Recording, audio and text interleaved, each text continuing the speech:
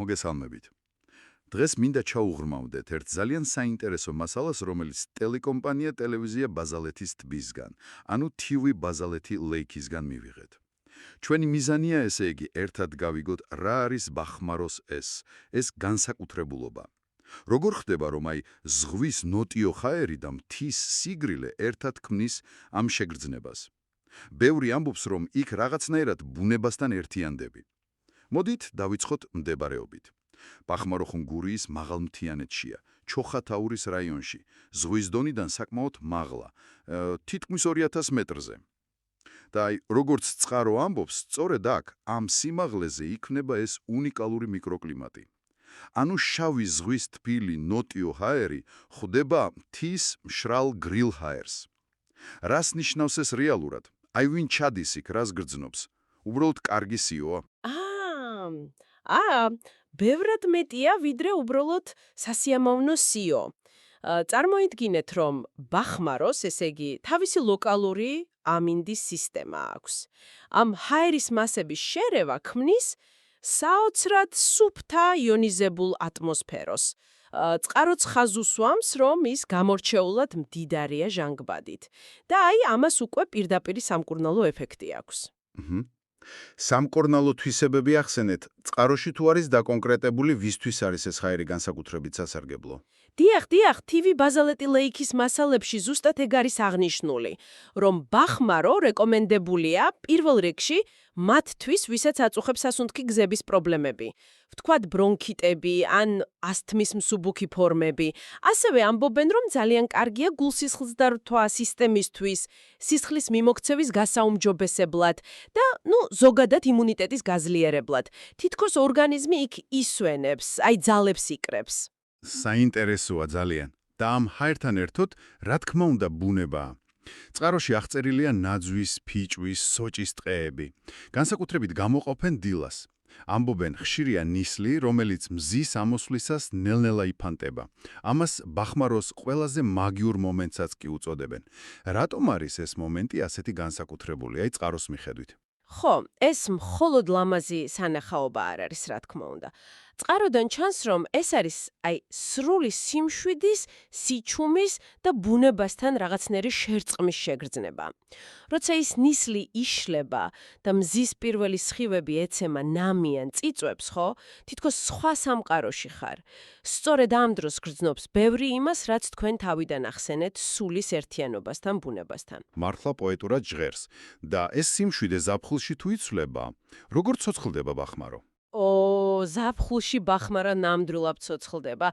ივსება დამსვენებლებით, ჩამოდიან ოჯახები, ბავშვებიანად, მთის მოყვარულები, სიწყნარის მაძიებლები, ფოტოგრაფები.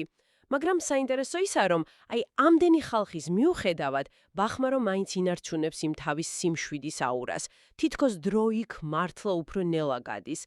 და ამ სეზონის კულმინაცია, რა თქმა უნდა, აგვისტოს შუა რიცხვებია. ტრადიციული დოღი, სახალხო დღესასწაული, ბახმაროს ცხენოსნობა.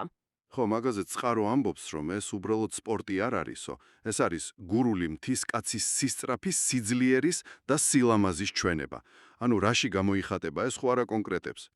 დიახ, ხაზგასმულია, რომ ეს უფრო კულტურული ფენომენია. თვითონ ცხენოსნობა, მერე ტრადიციული ჩაცმულობა, გურული სიმღერა, სტუმართმოყვარეობა, ეს ყველაფერი ერთად არის რაღაცნაირი თავისუფლების, სიძლიერის და ადგილობრივი კულტურის ზეიმი. ეს არის დღე, როცა ბახმარო თავის ხასიათს აჩვენებს სრულად. და ამას დაუმატეთ იდეალური კლიმატი ზაფხულში, საშუალო ტემპერატურა +16-დან +20 გრადუსამდეა. კი ბატონო. ძალიან კომფორტული ტემპერატურაა ნამდვილად. ქალაქის სიცხისგან თავის დასაღწევად მისწრებაა. მაგრამ აქ მივდივართ იმ საკითხთან, რაზეც იგივე TV ბაზალეთი ლეიქის მასალები საუბრობს. ანუ ამ პოპულარობას და მიმზიდველობას აქვს მეორე მხარეც, გარკვეული გამოწვევები. დიახ, სამწუხაროდ ასეა. ამ უნიკალური ბუნების ფონზე წყარო საკმაოდ სერიოზულ ეკოლოგიურ პრობლემებზე საუბრობს.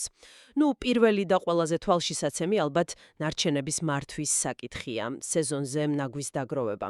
ასევე ნახსენებია უკანონო ან ზოგ შემთხვევაში ქაოტური მშენებლობები, რომლებიც აშკარად არღვევს ლანდშაფტს და სამწუხაროდ ხეების ჭრის ფაქტებიც კი. აი მაგალითად ქაოტური მშენებლობები რომ ახსენეთ, წყარო რამე კონკრეტულს ამბობს. ანუ რა ტიპის შენობებზეა საუბარი? არა, დეტალური მაგალითები, ესე იგი, მოყვანილი არ არის, მაგრამ ზოგადი სურათი ჩანს, შენობები, რომლებიც შეიძლება არ ჯდება გარემოში, ან შენდება შესაბამისი ნებართვების გარეშე.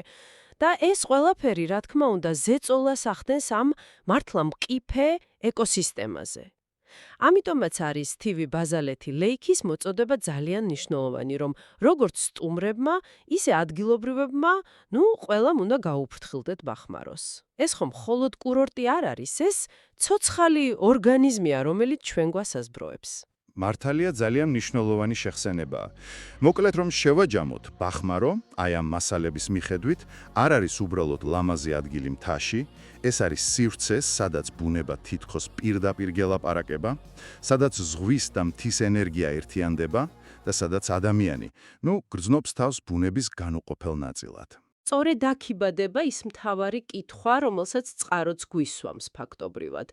როცა გვაქვს ასეთი უნიკალური ადგილი ბუნებით, კულტურის, სამკურნალო თვისებებით, რა კონკრეტული ნაბიჯები უნდა გადაიდგას მისი მდგრადი განვითარებისთვის, ანუ როგორ შეიძლება ბახმარო განვითარდეს, მოემსახუროს მეტ ადამიანს, მაგრამ ისე რომ არ დაიკარგოს მისი მთავარი ღირებულება, აი ეს ხელუხლებელი ბუნება და ატმოსფერო, მომავალი თაობებისთვის. ეს პირდაპირ კავშირშია იმ ეკოლოგიურ პრობლემებთან, რაც ვახსენეთ. ნამდვილად საფიქრალი კითხვაა. დიდი მადლობა ამ საინტერესო საუბრისთვის და ჩვენთან ერთად ბახმაროში ამ ვირტუალური მოგზაურობისთვის. და განსაკუთრებული მადლობა, რა თქმა უნდა, ტელეკომპანია, ტელევიზია ბაზალეთის ტბას, TV ბაზალეთი ლეიქს ამ მასალებისთვის და მათი მისიისთვის. ჩვენ ვაშუქებთ საქართველოს ბუნების სილამაზეს, რათა მომავალმა თაობამ ისიც დაიცვას.